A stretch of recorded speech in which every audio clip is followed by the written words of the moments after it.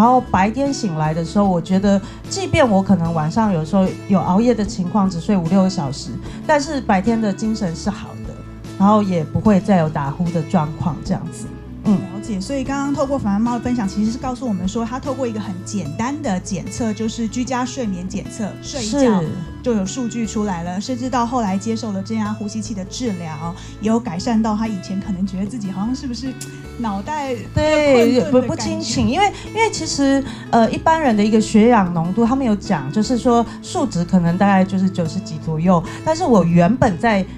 还没有带正压呼吸器治疗之前，它是带70几。就是我长期是处于身体一个缺氧的状态，就大家知道，就是缺氧的时候，脑袋真的都昏昏沉沉，它不是很清楚的。